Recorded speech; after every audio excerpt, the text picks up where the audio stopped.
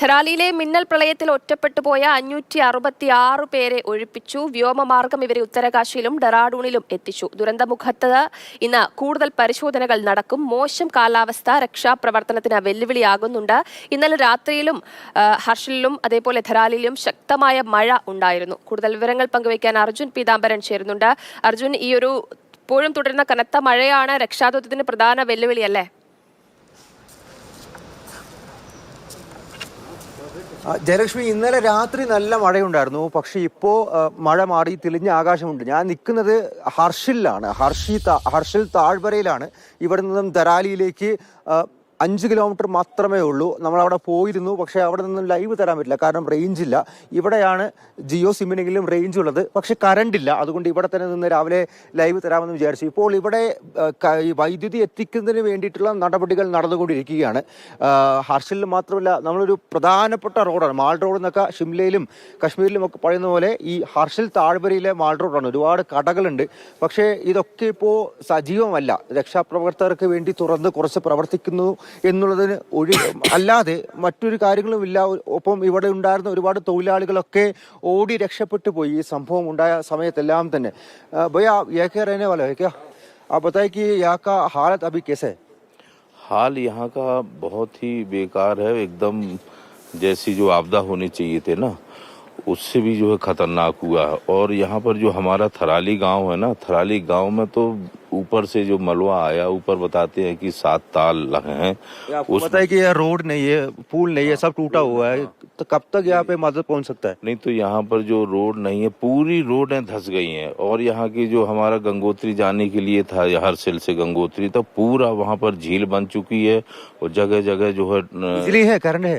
हाँ, अब कल से जो है प्रशासन ने यहाँ पर बिजली भी व्यवस्था कर दी है, नेटवर्क की भी व्यवस्था कर दी है। और जहाँ पर पुल वगैरह जो बनने हैं उसमें तत्काल जो है काम चल रहा है और युद्ध स्तर पर जो है सारे प्रशासन लगे हुए हैं. അതായത് വൈദ്യുതി ജനറേറ്റർ മുഖേന ചില ജനറേറ്ററുകൾ കൊണ്ടുവന്ന് എയർലിഫ്റ്റ് ചെയ്ത് വിമാനങ്ങളിലും ഹെലികോപ്റ്ററിലും ഇന്ധനം എത്തിച്ച് ജനറേറ്റർ ഓൺ ആക്കുന്നുണ്ട്. ദിവസവും 1-2 മണിക്കൂർ അങ്ങനെ വൈദ്യുതി ഇവിടെ ഉണ്ടാകും. അതിലൂടെ ഫോൺ ചാർജ് ചെയ്യാം, മറ്റു ഉപകരണങ്ങൾ ചാർജ് ചെയ്യാം, അത്യാവശ്യ കാര്യങ്ങളൊക്കെ ചെയ്യാം. അതിനപ്പുറത്തേക്ക് ലൈനുകളൊന്നും തന്നെ വീണ്ടും ഇവിടെ പണിതിട്ടില്ല. അതിന് ഇനിയും ദിവസങ്ങൾ എടുക്കും. ഏറ്റവും വലിയ വെല്ലുവിളി റോഡും പാലവും ഒന്നും ഇല്ലാത്തതാണ്. അത് ഇനിയും ദിവസങ്ങൾ എടുക്കും. റോഡ് മാർഗം ഇവിടെ ആളുകൾക്കും രക്ഷാകരങ്ങൾക്കും എത്താനായിട്ട്. പക്ഷേ ഈ ധരാലിയിൽ ഉണ്ടായിരുന്ന അവിടെ നിന്നും ഗംഗോത്രിയിലേക്ക് ഒഴിപ്പിച്ച 566 പേരെയും ഇവിടെ നിന്നും കൊണ്ടുപോയി. അതായത് ഒറ്റപ്പെട്ട എല്ലാവരെയും എയർലിഫ്റ്റ് ചെയ്തു എന്ന് പറയാൻ സാധിക്കും. ഗംഗോത്രിയിൽ ഇപ്പോൾ ആരും അവശേഷിക്കുന്നില്ല. അതെല്ലാം എയർലിഫ്റ്റ് ചെയ്തതാണ്. വ്യോമസേനയുടെയും ITBPയുടെയും മലയാളികളെ എന്നാണ് എത്തിക്കുക?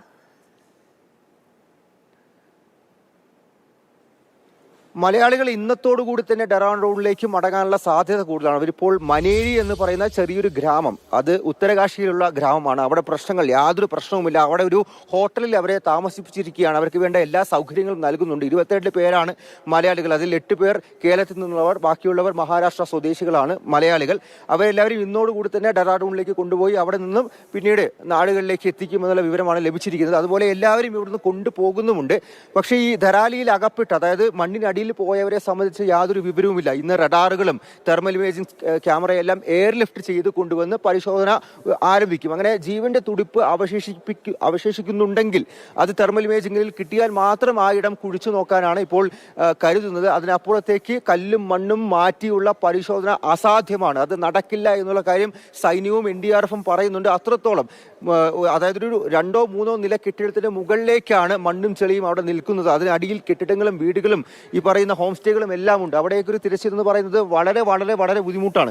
മാത്രമല്ല പാലമോ റോഡോ ഒന്നും തന്നെ ഇവിടേക്കില്ല. കൂടുതൽ ഈ മണ്ണുമാന്തി പോലുള്ള ഉപകരണങ്ങൾ എത്തിക്കാൻ സാധിക്കുന്നില്ല. അതെല്ലാം തന്നെ ഒരു വെല്ലുവിളിയാണ്. പിന്നീട് ഈ ചോപ്പറുകളിൽ, അതായത് ആർമിയുടെ വലിയ ഹെലികോപ്റ്ററുകളിൽ മണ്ണുമാന്തികളെല്ലാം തന്നെ എയർലിഫ്റ്റ് ചെയ്ത് കൊണ്ടുവരുന്ന കാര്യങ്ങൾ ആലോചിക്കേണ്ടിയിരിക്കുന്നു. ഇപ്പോൾ ഹർഷിലിൽ സൈനിക ക്യാമ്പിലുണ്ടായിരുന്ന ഉപകരണങ്ങൾ, മണ്ണുമാന്തിയുടെ ചെറിയ ഉപകരണങ്ങളാണ് അവിടെ ധരാലിയിൽ എത്തിച്ച് കുഴിച്ചു നോക്കുകയും മറ്റ് പ്രവർത്തനങ്ങൾ നടത്തിക്കൊണ്ടിരിക്കുന്നു. NDRF കൈക്കോട്ട് വെച്ച് മണ്ണ് കിളച്ചു നോക്കുന്നുണ്ട്, എന്തെങ്കിലും അവശേഷിപ്പുണ്ടോ എന്നുള്ളത്. അതാണ് ഇപ്പോൾ നടന്നുകൊണ്ടിരിക്കുന്നത്. അതായത് മാനുവലായി ആളുകൾ തന്നെ നേരിട്ടിറങ്ങി കിളച്ചു നോക്കിയിട്ടുള്ള പരിശോധന. അപ്പുറത്തേക്ക് യന്ത്രങ്ങൾ എത്തിച്ചുകൊണ്ടുള്ള പരിശോധന അസാധ്യമാണ് ഇപ്പോൾ എന്ന് പറയാൻ സാധിക്കും. കാരണം കൂടുതൽ ഉപകരണങ്ങൾ ഇവിടെ എത്താത്തത് കൊണ്ട് തന്നെ. പക്ഷേ ആളുകളെ എല്ലാവരും, അതായത് ഈ ഒറ്റപ്പെട്ട് കിടന്ന ആളുകളെ എല്ലാം ഉത്തരകാശിയിലേക്കോ ഡെറാഡൂണിലേക്കോ ഇതിനോടകം തന്നെ ഒഴിപ്പിച്ച് കളഞ്ഞിരിക്കുന്നു. നോക്കൂ, കാലാവസ്ഥ ഇപ്പോൾ അനുകൂലമായി തന്നെ നിൽക്കുകയാണ്. കൂടുതൽ ഹെലികോപ്റ്ററുകളിലേക്ക് ഇങ്ങോട്ട് വരാൻ സാധിക്കും. ഇന്നലെ ഉച്ചയ്ക്ക് ശേഷം മഴയായിരുന്നു, ഹെലികോപ്റ്ററുകൾ ഒന്നും സർവീസ് നടത്തിയിട്ടില്ല. പക്ഷേ ഇപ്പോൾ ഹെലികോപ്റ്ററുകൾക്ക് വരാൻ സാധിക്കും. നല്ല കാലാവസ്ഥയാണ്, തെളിഞ്ഞ മാനമാണ്, വലിയ മൂടൽമഞ്ഞോ ഒന്നും തന്നെയില്ല. ഇന്നലെ രാത്രി -1 ഇവിടെ ഉണ്ടായിരുന്ന ടെമ്പറേച്ചർ എന്ന് പറയുന്നത്. പക്ഷേ ഇപ്പോഴത്തേക്ക് അത് ശരിയായിട്ടുണ്ട്. മൂടൽമഞ്ഞോ കാര്യങ്ങളോ ഒന്നും തന്നെയില്ല. ഹെലികോപ്റ്ററുകൾക്ക് വരാം, അത്തരത്തിലുള്ള പ്രവർത്തനങ്ങൾ നടത്താൻ സാധിക്കും. ഞാൻ പറഞ്ഞ പോലെ ഇവിടുന്ന് വളരെ ചെറിയ ദൂരമാണ് ഈ ധരാലിയിലേക്കുള്ളത്. 4-5 കിലോമീറ്റർ ഉള്ളൂ. ഇവിടെ നിന്ന് നടന്നു കഴിഞ്ഞാൽ പോലും എത്തും. ചെറിയ വാഹന സർവീസുകൾ, ജീപ്പ് പോലുള്ള വാഹന സർവീസുകളും ഉണ്ട്. ചില പാലങ്ങളും തെളിഞ്ഞ കാലാവസ്ഥ കാണുമ്പോൾ നമുക്കും ആശ്വാസകരമായ കാര്യം തന്നെയാണ്. പക്ഷേ വലിയൊരു ദുരന്തത്തെയാണ് അവർ നേരിട്ടത്. ഇപ്പോഴും വൈദ്യുതി ബന്ധമൊന്നും പുനഃസ്ഥാപിച്ചിട്ടുമില്ല. അപ്പോൾ ആ ഒരു നടുക്കത്തിൽ നിന്ന് അവർ മാറിയിട്ടില്ല അല്ലേ അർജുൻ? നടുക്കത്തിൽ നിന്ന് മാറിയിട്ടില്ല. നോക്കൂ, ഈ പാലം നോക്കൂ, ഇത് സൈനികർ പണിത പാലമാണ്. MK-14 എന്നുള്ള ഒരു സൈൻ ബോർഡും എഴുതി വെച്ചിട്ടുണ്ട്. ഇതൊന്നും തകർന്നു പോയിട്ടില്ല. ഇതെല്ലാമാണ് ഇപ്പോൾ ഇവിടെയുള്ളവർക്ക് ആശ്വാസമായി, അപ്പുറത്തേക്കും ഇപ്പുറത്തേക്കും പോകാൻ വേണ്ടി ആശ്വാസമായി നിൽക്കുന്നത്. സൈനികർ പണിത എല്ലാ പാലങ്ങളും എല്ലാ റോഡുകളും അതുപോലെ തന്നെ നിൽക്കുന്നുണ്ട്. അതുകൊണ്ട് സൈനികർ വീണ്ടും ബെയിലി പാലങ്ങളും റോഡുകളും BROയും എല്ലാം നേരിട്ടിറങ്ങി തകർന്നു പോയ റോഡുകൾ വീണ്ടും പുനഃസ്ഥാപിക്കുക, പുനർനിർമ്മിക്കുക തുടങ്ങിയിട്ടുള്ള ഒരു നടപടികളാണ് പുരോഗമിച്ചുകൊണ്ടിരിക്കുന്നത്. ഒരു ബെയിലി പാലം, ഗംഗ്നാനി എന്ന് പറയുന്ന സ്ഥലത്ത് ബെയിലി പാലം പണിയുന്നത് അത് ഈ രക്ഷാദൌത്യത്തിന്റെ ഏറ്റവും നിർണായകമായിട്ടുള്ള ഘട്ടമാണ്. ഇവിടേക്ക് വണ്ടികൾ എത്താൻ വേണ്ടിയിട്ട് അത് ഇതുവരെയും നിർമ്മാണം പൂർത്തിയായിട്ടില്ല. ഇന്ന് വൈകിട്ടോടുകൂടി അതിന്റെ നിർമ്മാണം പൂർത്തിയാകുമെന്നാണ് നമുക്ക് ഇപ്പോൾ ലഭിക്കുന്ന വിവരം. അങ്ങനെയാണെങ്കിൽ വാഹനങ്ങൾ കടത്തിവിടും. അപ്പോഴും അവിടെ നിന്നും ഒരു 8 കിലോമീറ്റർ മുന്നോട്ട് വന്നു കഴിഞ്ഞാൽ ഈ ഭാഗീരഥി പുഴ തന്നെ റോഡിന്റെ ഒരു 150 മീറ്റർ ഭാഗം അത് പൊളിച്ചു കളഞ്ഞ് റോഡിന് മുകളിലൂടെ ഒഴുകിക്കൊണ്ടിരിക്കുകയാണ്. അവിടെ എത്തി ആ റോഡ് നന്നാക്കണം. പിന്നെയും മുന്നോട്ട് 3-4 ഇടത്ത് ഇങ്ങനെ റോഡ് തകർന്നിട്ടുണ്ട് എന്ന് പറയുമ്പോൾ തന്നെ ഈ ദൃശ്യത്തിൽ കാണാം നമുക്ക് ഇവിടെ എങ്ങനെയാണ് റോഡിന്റെ വശം തകർന്നിരിക്കുന്നതെന്ന്. അതിനപ്പുറത്തേക്കും വഷളായിട്ടുള്ള ഒരു സാഹചര്യങ്ങളാണ് പലയിടത്തുമുള്ളത്. അതെല്ലാം പിന്നെ ഈ മണ്ണിടിച്ചു പൊടിച്ച് മല തുരന്നുകൊണ്ടാണ് ചെറിയ താഴോട്ടിങ്ങനെ ബെൻഡ് ചെയ്തുകൊണ്ടുള്ള റോഡ് ഉണ്ടാക്കേണ്ടത്. അതെല്ലാം സൈന്യത്തിന്റെ, ബംഗാൾ സേപ്പൻസിന്റെയും അതുപോലെ BROയുടെയും ദൗത്യമാണ്. അതവർ പൂർത്തിയാക്കും. പക്ഷേ ഇവിടെ എത്തിയ ഒരു മാധ്യമപ്രവർത്തനം എന്ന നിലയിൽ പറയാം, ഇവിടേക്ക് വാഹന ഗതാഗതം ധരാലിയിലേക്കും ഈ പറയുന്ന ഹർഷിൽ താഴ്വരയിലേക്കും എത്താൻ ചുരുങ്ങിയ ഒരാഴ്ചയെങ്കിലും ഇനിയും എടുക്കുമെന്നുള്ള കാര്യമാണ് നമുക്ക് ഇവിടെ നിന്ന് മനസ്സിലാക്കുന്നത്. കാരണം ശരി അർജുൻ, എന്തായാലും